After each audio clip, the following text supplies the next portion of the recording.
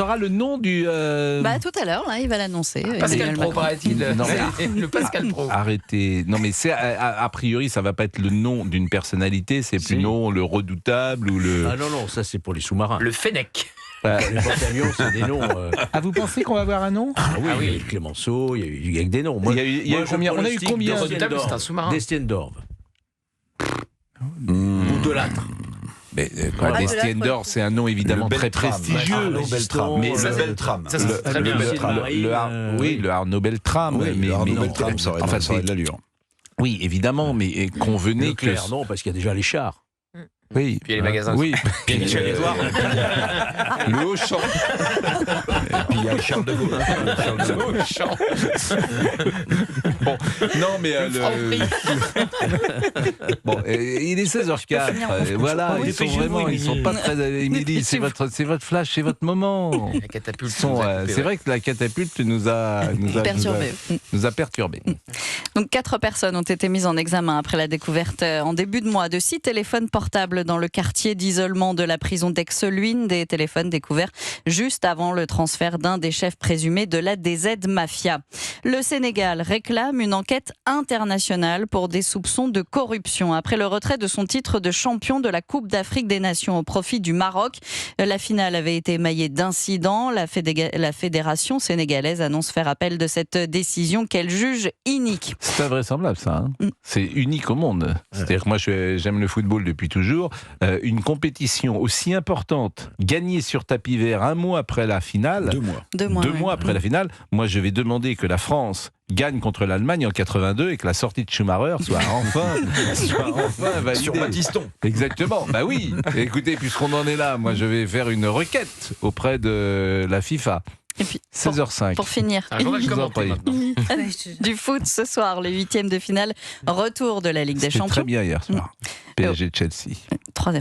3-0. Et au programme ce soir, Barcelone-Newcastle et Tottenham-Atlético Madrid. Et le Paris Saint-Germain rencontrera ou Liverpool ou Galatasaray. Et a priori, ce sera plutôt Liverpool. Vous reviendrez nous voir à 16h30. Oui, je reviens tout à l'heure. N'hésitez pas à vous renseigner sur les catapultes. sur la catapulte, bien sûr. Est-ce qu'à 16h30, on aura le nom du futur... Je crois qu'il doit l'annoncer à 16h30, mais je ne suis pas sûre. Ah, il parle à 16h30. Bon, bah écoutez, on va faire un petit tour de table. Quels sont les grands personnages de l'histoire française? Après le générique, on va vous le dire. Europe 1. 16h-18h, Pascal Pro et vous. Et nous sommes heureux de vous rencontrer une nouvelle fois entre 16h et 18h avec Sabrina Medjeber, Eric Revel, Georges Fenech, Gauthier Lebret et Olivier Guénec. On a eu combien de porte-avions dans l'histoire française? On n'en a pas eu 5, mais là, Jeanne d'Arc, c'était le navire école, le bateau école, qui appareillait tous les ans aux Saintes, en Guadeloupe. Par exemple, c'est toujours intéressant de voir comment une époque vit l'histoire de France. Elle la vit aujourd'hui très différemment d'il y a 50 ans. Aujourd'hui, par exemple, le nom Jeanne d'Arc ferait polémique. Oui. Le nom Napoléon ferait polémique. Moi, je serais d'avis baptiser le futur porte-avions Napoléon. On pourrait pas. Ça aurait de la gueule. Non, c'est absolument impossible. Ça, vous n'allez pas baptiser. Napoléon n'est pas un héros français à la mode. Je vous rappelle que lorsque... Exactement, je vous rappelle qu'aux Jeux Olympiques, lorsqu'il y a eu la cérémonie d'ouverture, il n'y a pas une référence à Napoléon. Les 3 Français les plus célèbres de l'histoire, Jeanne d'Arc, Charles de Gaulle et Napoléon, il n'y avait aucune allusion à eux. À aucun moment. Jeanne d'Arc, si, elle était sur son cheval, c'est elle qui était sur le cheval métallique. Il y a eu Jeanne d'Arc. Ah, bien vu. Jeanne d'Arc était. Oui, il y a eu Jeanne d'Arc. C'était Jeanne d'Arc sur le cheval, mais le fameux cheval métallique, vous êtes sûr de ça? C'était une représentation de Jeanne d'Arc. Oui, c'était pas elle-même.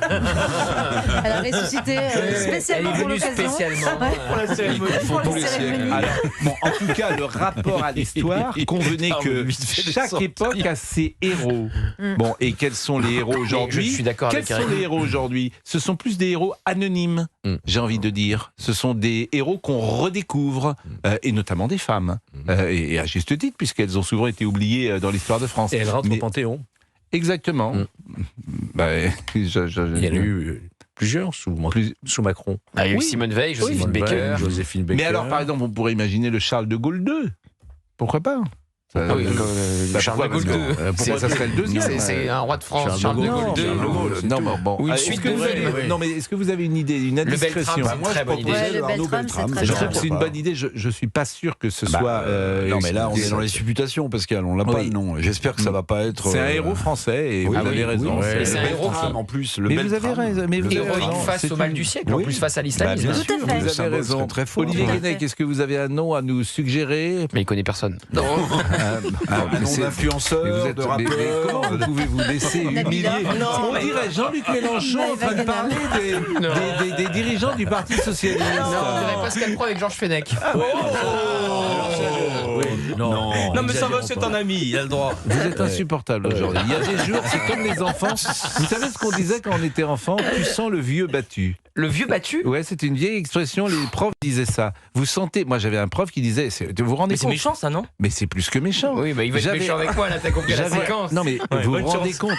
Non, mais là, s'il y a des gens de plus de 50 ans ou 60 ans qui nous écoutent, Ah, bah, y a ils que ça. connaissent cette expression. Bah, Eric Revel, il connaissait Non, pas. le chien battu, c'est autre chose. Ouais. J'avais un Ouais. prof Vieux de battu, gym. bien entendu. J'avais un prof de gym qui, effectivement, donnait des claques aux élèves. On était en troisième. Vous voulez me donner Des une claque? Non, bien sûr que non.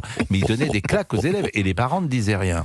Il s'appelait Monsieur Boyer, je crois. Ouais. Bon, Mais il vous avez était- vous avez retenu tous les noms, c'est dingue. Ah oui, je me souviens de tous mes profs. Vous avez du Quoi, mal avec nos prénoms, mais vous vous souvenez du nom de Monsieur Boyer il y a 50 ans. Et après, moi, je m'appelle Laurent Tessier. Enfin, ça suffit, quoi. Olivier Guénec. Eh bien, de temps en temps, il disait à un élève, moi, il m'avait pas. Quoi, moi, enfin bref. Vous Et- étiez moyenne élève. Enfin, vous n'étiez pas très apprécié par les Élève moyen, professeurs, on si. dit.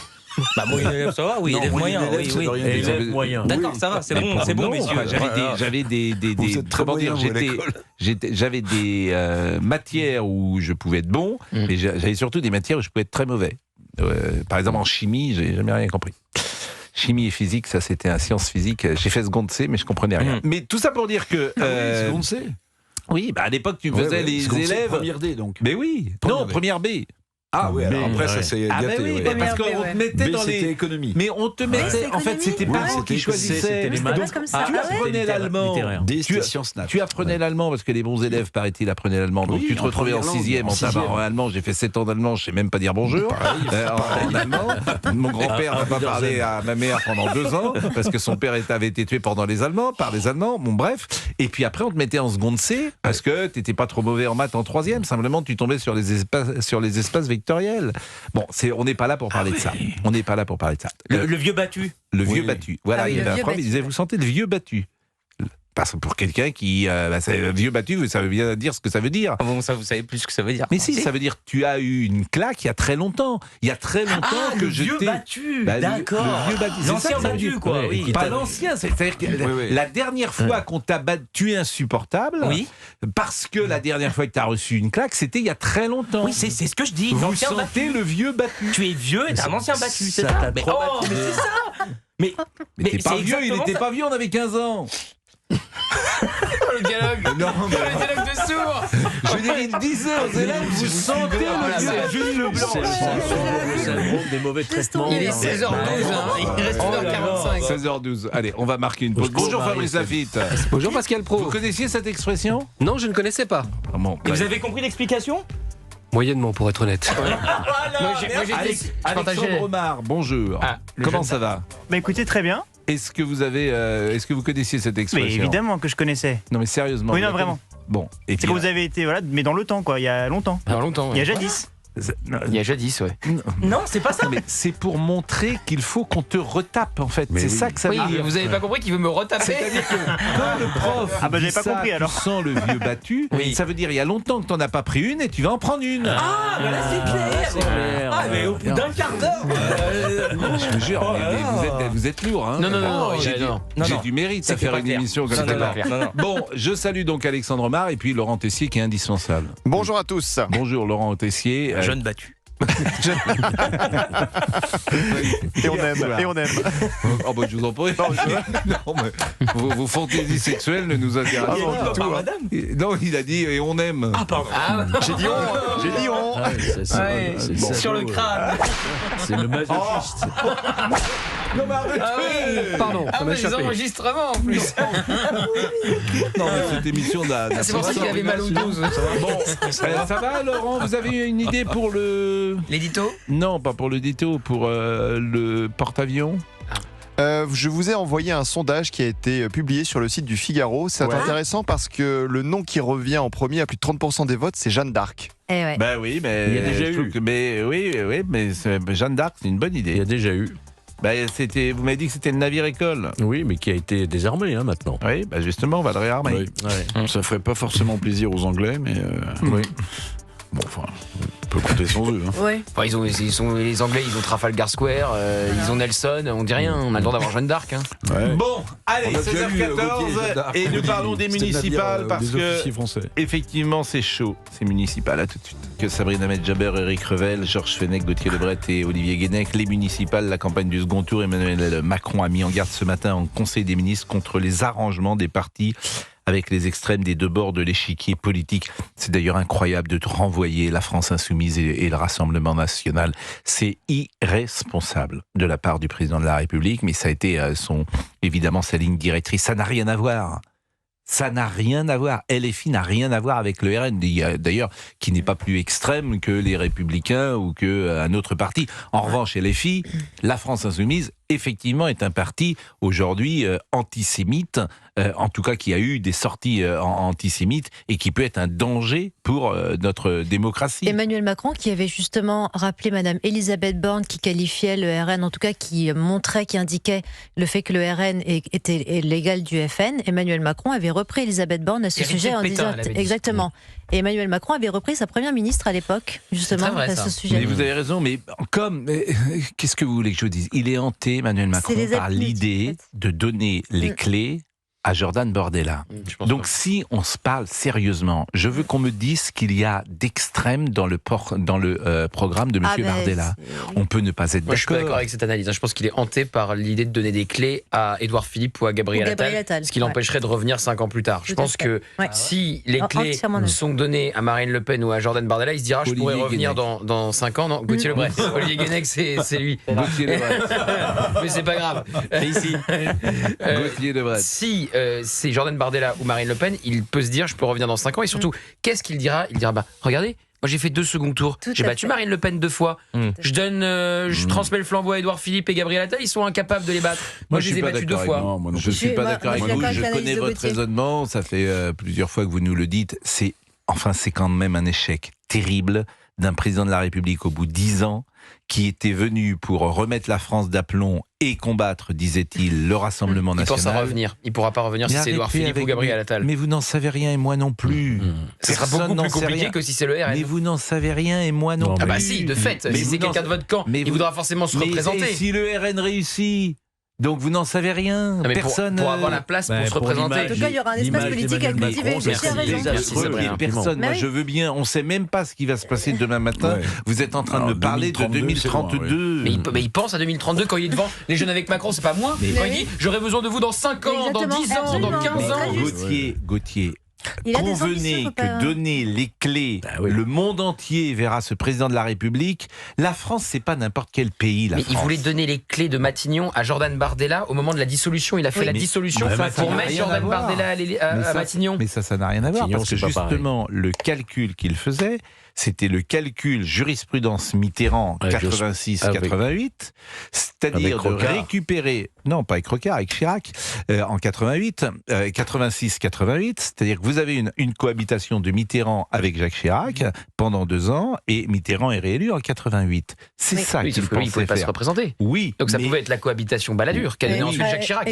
Oui, mais il sortait, c'est ça qui lui avait été vendu, il sortait de ces 2 ans en reprenant un peu de pouvoir, en reprenant, pensait-il, devant l'échec du Rassemblement national, un petit peu d'air. Voilà. Et puis il sortait mieux. Et en plus, Jordan Bardella, comme c'était le pari qu'il faisait, n'avait pas réussi pendant 2 ans. C'était ce qui s'était passé d'ailleurs avec Chirac en 88. Le RN n'était pas élu. Et d'ailleurs, c'est pour ça que ce que vous dites me paraît pas complètement contradictoire avec la stratégie qu'il avait mise en place. Il avait mis précisément Bardella à Matignon pour qu'il ne soit pas à l'Élysée. Donc c'était ça sa stratégie. Non. Et vous me dites, bah si, non, c'est ce que vous m'avez dit. D'ailleurs, il s'est rangé à la stratégie des désistements de Gabriel Attal. Le but, c'était de dire, vous voulez le Rassemblement National, eh ben prenez les clés de Matignon et on va voir ce que ça donne. Écoutez, nous ne sommes pas d'accord. Nous ne sommes pas d'accord. Et vous verrez que... Et puis de toute façon, comme il n'y a que lui qui le sait dans son cerveau, moi je trouve que c'est infiniment... Qu'il veut revenir, ça c'est un fait. Mais tout le monde veut revenir, Gauthier. Mais qu'est-ce qui est le plus humiliant ? Qu'est-ce qui est le plus humiliant pour un président de la République ? C'est de recevoir ton successeur qui est de ton camp ou de recevoir un successeur qui n'est pas de ton camp ? Pardonnez-moi. Mais enfin, ce que je dis est évident quand même. Je veux dire, vous réfléchissez à l'instant T. Mais lui, il réfléchit, il a 3 coups d'avance, il pense à dans 5 ans. Mais il n'y a pas de coup d'avance, dis rien du tout. Évidemment que si, il y a un coup d'avance. Il a été président de la République, il n'était pas connu 2 ans avant. Je vous répète, il n'y a pas de coup d'avance. Pour un président, de la même manière que quand De Gaulle est parti, Pompidou lui a succédé. Et même si tu n'aimes jamais ton successeur, tu n'aimes jamais ton successeur. Voilà, c'est la base. Mais là, c'est pas qu'il aime pas son successeur, c'est qu'il veut leur barrer la route. Il a passé son temps à savonner la planche de Gabriel Attal et d'Édouard Philippe.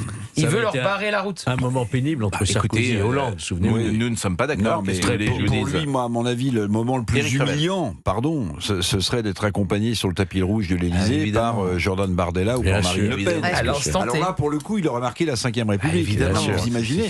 C'est terrible. Alors après, vous pouvez me dire, il veut revenir dans 5 ans. Mais non, il les a battus 2 fois. Surtout qu'il avait annoncé qu'il réduirait le RN, qu'il allait faire plus, ça n'empêche, je vais vous dire, autant il peut revenir, mais je ne le vois pas.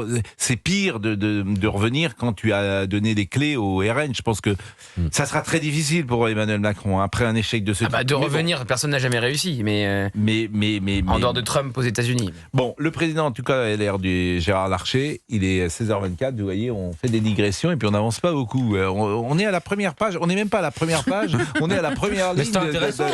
Oui, s'il faut dire oui, on dit oui.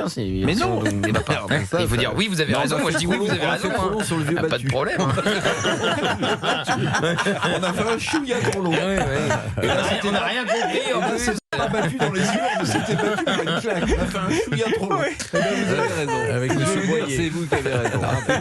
Bon, le président LR du Sénat, il n'est pas content, M. Larcher. Il a appelé à respecter les accords de la droite et du centre. À Nice, c'est au-delà d'une campagne brutale et loin des principes du débat démocratique. Les Républicains ont accordé leur soutien à Christian Estrosi et à son équipe. Il y a un accord politique entre les familles du droit et du centre. Il doit être respecté. Bon, il a dit ça parce que manifestement, Bruno Retailleau... il faut expliquer ce qui s'est passé.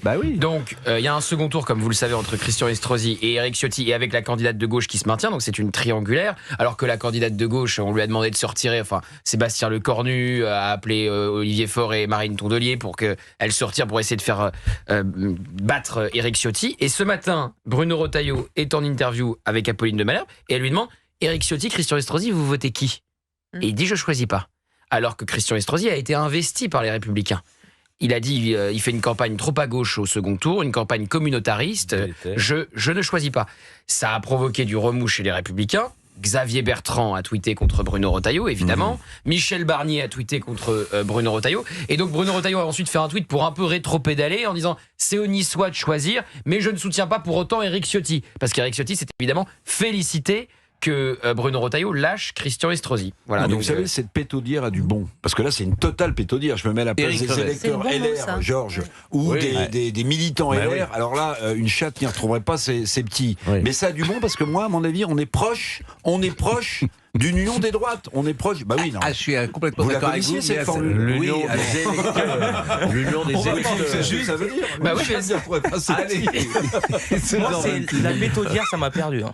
La pétaudière, non. Non, bon, ça reste déjà 16h26. Non, mais si chaque mot faut expliquer. On va acheter un dictionnaire. Et c'était l'animal, pour le reste. Au cas où tu n'aurais pas compris. Merci d'écouter Pascal Pro et vous. Dans un instant, le rappel des titres avec Kim Lidez.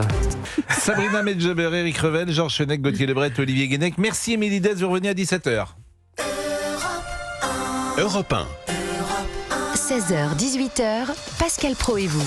Et Gauthier Lebret nous expliquait la position prise par Bruno Retailleau. Eh bien, nous allons l'écouter. Bruno Retailleau, interrogé donc ce matin sur BFM sur qui doit être maire de Nice. On avait un accord national avec Horizon, notamment, qui comprenait Nice. Maintenant, cette campagne a été délétère. Donc la question que vous me posez désormais, j'y réponds en disant, c'est désormais aux Niçoises et aux Niçois de trancher dans les urnes. Nous avions un accord. Mais compte tenu, la campagne qu'il y a pu y avoir à Nice... Vous parlez de la fin de campagne, vous parlez de la tête de cochon... Je parle de l'appel à la gauche, je parle aussi de l'appel au communautarisme. Voilà. Donc, de la part de Christian Estrosi ? Voilà, c'est aux Niçois, en leur âme et conscience, de faire ce choix. Mais il a raison, hélas, Bruno Retailleau, c'est-à-dire que Monsieur Estrosi, lorsqu'on dit que certains à gauche sont prêts à tout pour garder leur siège, Monsieur Estrosi donne un exemple également de compromission avec toutes les sensibilités pour pouvoir garder son siège. Et surtout, il y a une vidéo qui est sortie où il est en train de fricoter avec un imam frériste pour avoir les voix de... C'est courageux de la part de Bruno vote Retailleau. Communautaire. Oui, mais Gérard Larcher... Gérard Larcher de la commission d'investiture, à l'encontre de ce que dit Larcher. Il a rétropédalé depuis, il a fait un tweet pour dire qu'il ne soutenait pas Éric Ciotti. Non, mais c'est un président quand même courageux, il faut le reconnaître. Oui, mais alors évidemment, Gérard Larcher, lui, c'est pas l'homme le plus courageux du monde, puisque il est même connu pour ça. Et à Nice, au-delà d'une campagne brutale et loin des principes du débat démocratique, les Républicains ont accordé leur soutien à Christian Estrosi. Donc lui, ça a été fait il y a 3 semaines. Il se fiche de la campagne. Je vous assure, notre ami Éric Revel disait c'est une pétaudière, les Républicains. Ouais. Ils vont mourir, les Républicains. Oui, ils sont sur le mourir. C'est déjà agonisant. Et l'union des droites se fera, Georges. Ça s'est réuni en prochaine. Elle se fera par les électeurs. Du côté de l'horizon, du côté du RN. C'est fini. C'est fini. Mais ça s'est restreint par les électeurs. Par les électeurs. Pas par les appareils. Parce que quand tu vois que même à Roubaix, ils sont pas capables de s'allier pour faire barrage à David Guiraud. Moi, je suis même pas d'accord avec vous.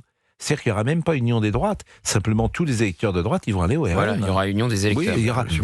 Oui, parce qu'ils se disent, à quoi bon voter LR, puisque quand je vote par exemple LR à Marseille, je fais élire à l'arrivée un maire de gauche. L'exemple de Marseille, il est terrible pour les LR. Oui, c'est vrai. Vous avez Madame Vassal qui se maintient contre vents et marées. Et qui, à l'arrivée, par sa présence, va faire élire Benoît Payan. Mais ça va être intéressant d'ailleurs de voir comment les électeurs vont réagir, parce que si Madame Vassal, elle perd je ne sais combien de voix, ben on saura s'il y a des passerelles entre LR et le Rassemblement National. Mais les gens qui votent à droite, ils vont dire mais moi je vais au RN. Comme ça, autrement, au moins je serai entendu, ma voix sera entendue. Mais ils ont tous négocié leur petit bout de gras, Madame Vassal, elle sans doute négocié son maintien à la tête de la métropole, etc. Oui, bien sûr, parce que au RN, il y a un avantage, et à LFI aussi d'ailleurs, il y a une politique qui est imprimée par le chef et qui est cohérente. C'est-à-dire que c'est cohérent avec Mélenchon et c'est cohérent avec Marine Le Pen. Là, ce que vous avez dit tout à l'heure, et vous avez mis ce mot que ne connaissait pas notre ami Olivier Guénec. C'est pétaudière, c'est pas hyper répandu. Pétaudière. Arrête. Non, arrêtez. Écoutez Bruno Retailleau, président des LR, il était ce matin une nouvelle fois sur BFM et il a parlé cette fois de Paris. L'union des urnes, c'est très bien, dit-il. L'union par les urnes, c'est très bien. J'ai toujours rejeté l'union des appareils, mais dans les urnes, oui. Moi, j'accepte et j'assume de dire aux électeurs du Rassemblement National, votez pour Rachida Dati, votez sur tous nos candidats, parce que ce sont nos candidats qui, dans la plupart des cas, notamment maintenant à Strasbourg, à Nantes et ailleurs, peuvent, par exemple aussi à Toulouse, peuvent faire échouer la gauche, et parfois, et souvent, désormais, une gauche LFisée. C'est le cas à Toulouse, c'est le cas à Nantes, c'était à Strasbourg, c'est le cas à Lyon. Bon, c'est pas le cas à Marseille, visiblement. On salue notre ami Fabrice Lafitte qui est de retour. Mais vous avez raison. Fabrice est de retour. Il va partir longtemps. Non, il je ne suis pas parti longtemps. Un petit coup de fil urgent et voilà. Je suis de retour. Ne vous inquiétez pas. Il n'y a pas d'inquiétude. Non, pas d'inquiétude. Tout va bien. Je vous remercie. Bon. Message de Bruno Retailleau. Je voulais dire un coup de fil urgent. Tiens, moi aussi. Je voulais dire un coup de fil urgent à passer. On y va ? Je dois y aller. Allô, on va vous laisser. On va partir. Tu m'entends bien ? Bon. Message de Bruno Retailleau en fin de matinée sur les réseaux sociaux. Parce qu'évidemment, ça a dû tanguer, sans doute. Et c'est Gérard Larcher, le courageux Gérard Larcher, qui a dû effectivement... Et Xavier Bertrand, vous n'avez rien dit sur Xavier Bertrand qui... Xavier Bertrand, si... On est habitué. Xavier Bertrand, si tu es sûr, avec Xavier Bertrand, de ne jamais gagner une élection. Jamais. Mais vous n'avez pas parlé de l'info du point ? C'était quoi l'info du point de Mais qui serait candidat du Parti Socialiste en 2027. Mais Xavier Bertrand, je vous assure, il a gagné sa région quand même. J'y ai cru. Très bonne vanne. Il sort des LR, il revient des LR, il se présente, il veut pas d'alliance, il est obsédé par le fascisme qu'il voit de Marine Le Pen, etc. Ouais. Mais enfin, ces gens, il a un logiciel de 1982. C'est un police social. Et il se prend tellement au sérieux. Mais oui, alors ça, je veux pas rentrer dans des attaques personnelles. Mais non, moi, c'est des attaques politiques. Je veux dire, quelle est la ligne de Vous avez dit que Gérard Larcher n'avait pas de courage. C'est pas vraiment une attaque politique. Pas de courage politique. Ah, d'accord. Pas tout, mais en tout cas, la ligne n'est pas claire. Non, il n'est pas content, paraît-il, parce qu'on a parlé de lui. Mais ça, c'est pas grave. Il n'est pas content parce qu'on l'attaque. Mais on l'attaque politiquement. Mais écoutez, moi, je souligne effectivement... c'est contre vous. Okay. Non, pas contre moi. Je souligne effectivement que politiquement, mais en fait, nous ne faisons que traduire ce que tous les gens qui nous écoutent pensent à la fois de la France Insoumise, à la fois du Parti Socialiste, à la fois des Républicains. Et au fond, ça nous fait de la peine. Cette classe politique, bien souvent, pas tous, mais bien souvent, elle est minable. Mais en revanche, il y a des exceptions. C'est-à-dire que Manuel Valls, il a été formidable chez Laurence Ferrari hier.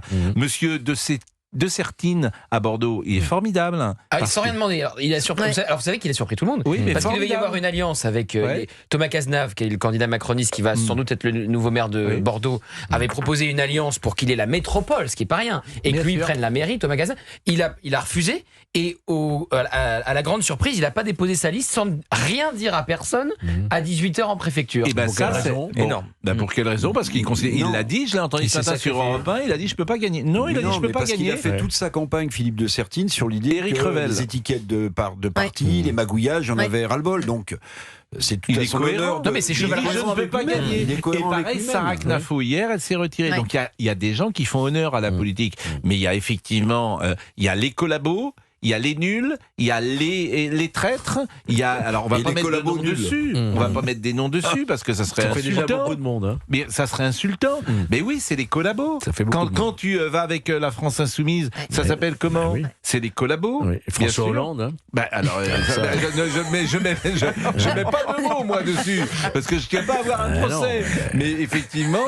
T'as de collabos, mais il y a une forme de reniement. T'as les collabos. T'as les lâches.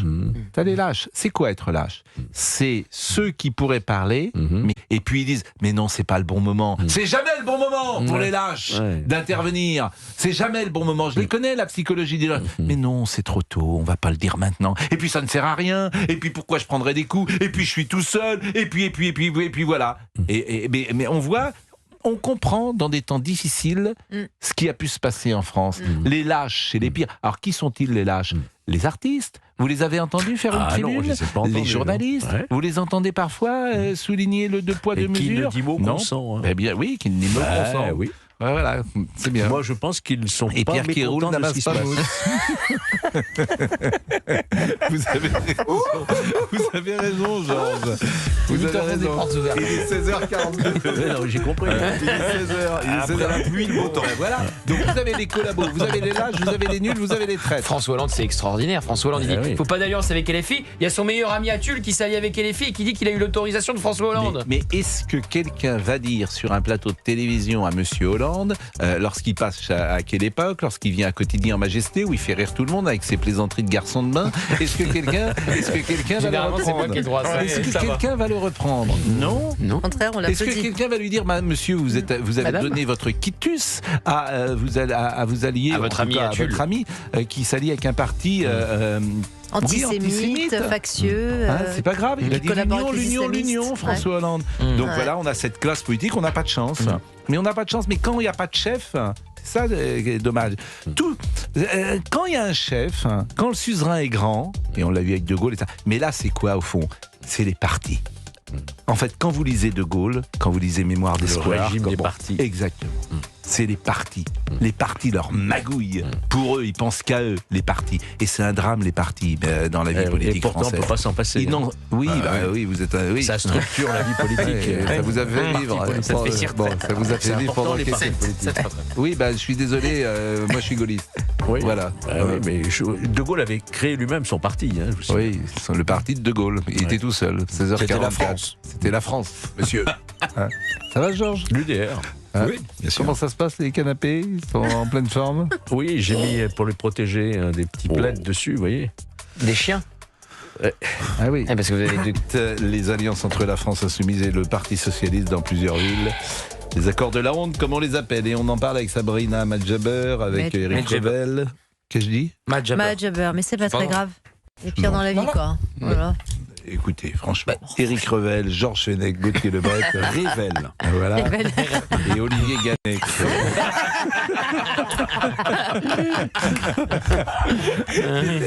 Éric Ravel, Gauthier Lebrut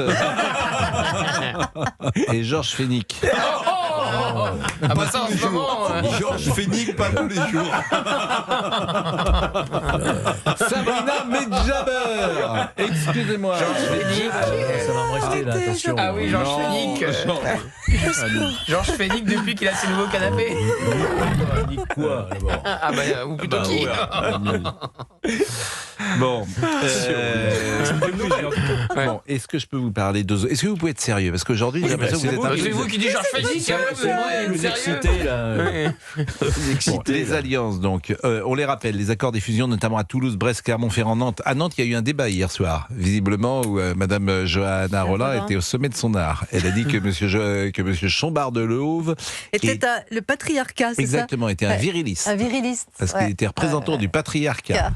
Bon. Au secours. En revanche, on l'a dit tout à l'heure, il y a effectivement des hommes politiques qui ont été remarquables et qui ont été droits dans leurs bottes, comme on dit. 66% des Français désapprouvent les alliances entre LFI et le PS pour le second tour, selon un sondage CSA pour CNews Europe JDD. Écoutez Manuel Valls, qui était hier soir chez Laurence Ferrari. C'est l'accord de la honte, ça donne la nausée, oui, c'est à vomir. Parce que rien ne peut justifier que l'on s'allie avec un parti, un mouvement, celui de Jean-Luc Mélenchon, qui fait de la haine des Juifs et d'Israël, depuis des mois, depuis des années, son fonds de commerce. Intéressant la position de Manuel Valls. Ouais, il n'a jamais varié là-dessus. Hein. Moi, j'ai toujours connu comme cela, très solide, quitte à se mettre à dos le Parti Socialiste. D'ailleurs, également sur les questions de sécurité. Sous Hollande, effectivement. Il a toujours eu son mot très singulier, qui lui a coûté d'ailleurs toute sa carrière ensuite. Hein. Sauf qu'il s'est trompé sur une chose, si je faisais un peu d'humour, les deux gauches irréconciliables. Oui, mais il s'est trompé puisque Mélenchon a eu raison, les socialistes, ça s'achète, ça se réconcilie avec la France Insoumise. Pour pas cher. C'est gros combinards. Les combinards. Donc en fait, les gauches irréconciliables, non seulement ils se vendent, mais en plus après, ça se réconcilie. Voilà, ils se vendent et après on les méprise. Vous avez vu le tweet aussi de Paul Vanier sur Johanna Rolin. Ne faites jamais confiance à un socialiste. Les sociotraites. Il leur marche dessus. Il les c'est hallucinant. Hein. Il les piétine et ils y retournent. Et vous savez pourquoi ils y retournent? Parce qu'ils n'ont pas le choix. Madame Rolin, je vous l'ai dit, elle gagne 9 000 € par mois. Vous pensez que dans la vie privée, elle pourrait avoir un niveau de salaire comme cela? Ce sont des militants professionnels. Voyez le CV de Madame Rolin, elle n'a jamais travaillé dans le privé.